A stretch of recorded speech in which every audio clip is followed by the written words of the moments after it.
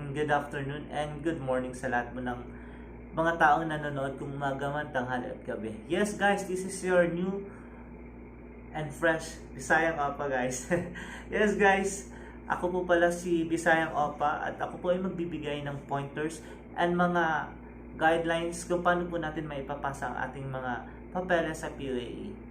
At kung ready na po kayo, ito na po yun. Yes guys, welcome back ulit guys, no?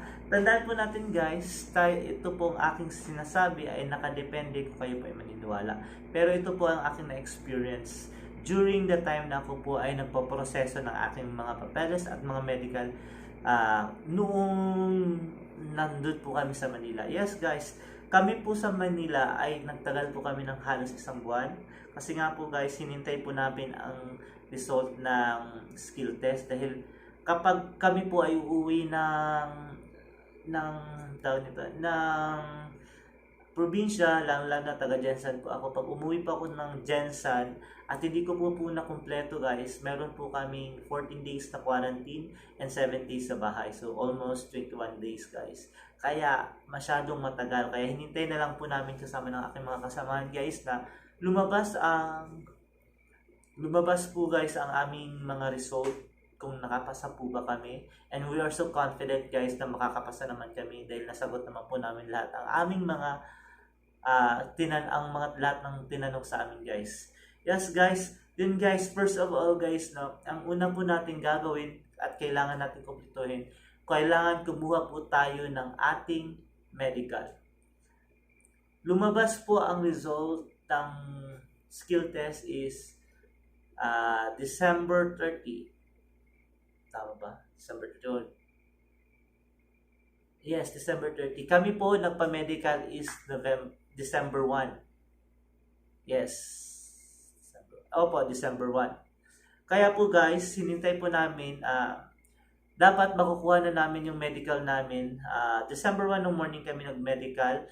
Tapos, by the next day, December 2 namin nakuha ng umaga. Ngayon guys, nagtatanong po ang iba, ano bang mga ginawa namin ano pang ginawa at preparation namin sa medical. Unang-una guys, hindi po kami kumain at uminom ng tubig sa loob ng from 8 p.m. till natapos yung pagkuha ng blood sa amin.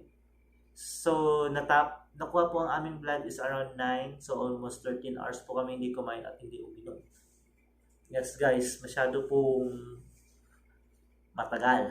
Kaya nga po ako guys, hindi po ako sanay na hindi kumakain ng gabi at ng umaga. Medyo sumama pakiramdam ko. Pero guys, nagpapasalamat naman ako dahil nakalagay doon is fit to work. Fit to work. Bisaya nga naman, no? Fit to work guys. Tapos yun guys, ano ba ang mga test na ginawa sa amin? Ang test na ginawa sa amin first of all is yung physical. Ano ba ang nakapaloob sa physical? Ang nakapaloob sa physical yung sight, yung earrings, yung hearings, and then your body. Ano ba sa body? Chinek, pinagubad ba? Opo, pag-ubad rin po kayo. Physical nga po, lahat po titignan. Basta, chinecheck lahat ng pwedeng i-check at pati yung mga nasa ilalim. Chinek din po yun guys. And then yun guys, may mga procedure dyan. Alam naman po yan ng mga accredited na medical clinic. Guys, tandaan nyo po guys magpapamedical po tayo sa mga medical clinic lamang na accredited ni DOH and ni POEA guys. Tandaan po natin yan guys. Kung nagtatanong, sir, pwede ba sa dito? Actually guys, halos naman ng mga medical center at saka mga pampublikong medical center sa Pilipinas ay accredited ni DOH at POEA. Yun nga lang po, nagkakaiba nga lang ng rate o nung binabayaran guys, lalong-lalo na kung nasa malayo tayo at nasa probinsya. Sa amin guys, ang binayaran namin at nasa Hana po kami guys, Hana Medical Center Clinic. Yes, doon po. Ang ginagawa namin, ang binayaran po namin ay 1,200 po guys. Kasama na po lahat. Kinunan kami ng urine sample, ng dugo, stool, psychology, yung ano bang tinanong sa amin, Nakasulat na po siya sa papel, sinalatan na po namin siya. Ang dami niya po guys. Paulit-ulit ang tanong yun. Baka sinecheck kung baliw na ba tayo o hindi. Pero usually naman guys, wala naman pong bumabagsak doon.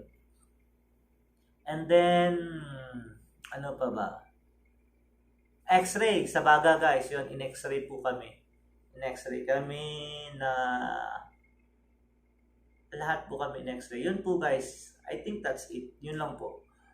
Next po guys is yung ating passport na napascan po natin. Colored and clear.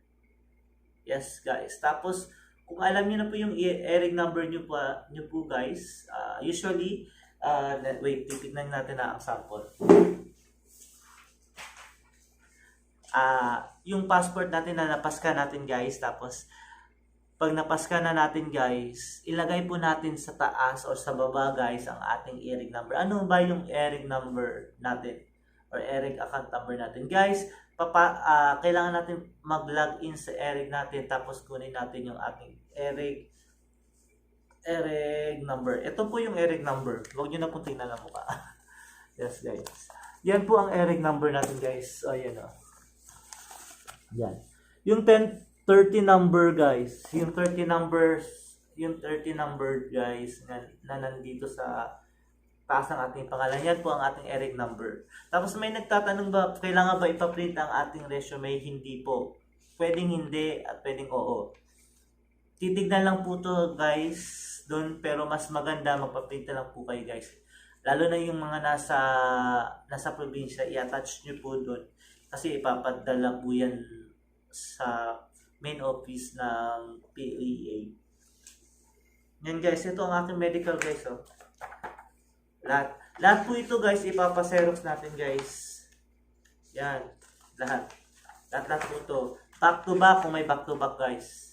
And then guys, next is yung admission, information sheet po natin na kung anong pagtatrabahuan natin sa Korea. Yung information sheet natin guys, i-fill up din po natin yun guys. Yun lang po guys, wala na pong ibang gagawin. Kung malapit kayo sa PUAE or TIGAS, pwede kayo pumunta doon, mag-walk-in, bibigyan kayo ng number upang i-process ang ating mga papeles. Tatatakan kung kailan natin napasa at nasubmit natin. Tapos nakalagay doon, approve on December 3 kami na-approve. December 3. Yun guys, that's it guys. Wala na pong iba. Yun lang po talaga, napakasimple lang po guys. At saka guys, wag po nating isipin na kapag ang pangalan natin ay nasa roster na, ay tayo ay makakapasa na, ay makukuha na. Maghihintay po tayo dahil marami pa rin pong nakasalang sa roster at wala pa pong mga nakapa-Korea dahil nga po sa pandemya. Yes guys, stay healthy, stay strong, at God bless everyone. Ano yung